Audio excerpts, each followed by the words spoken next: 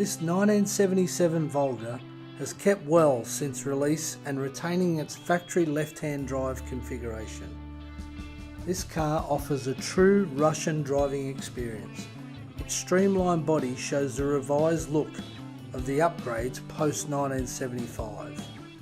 Featuring a 4-cylinder 2.4 litre engine run through a 4-speed manual transmission, this pre-80s icon hit the market in Russia before making its way throughout Europe. The GAZ 24 Volga was manufactured at its Gorky plant between 1970 and 1985. A successful series, the manufacturer went on to produce just under 1.5 million of these over the years, having been adopted by the taxi industry. Yep.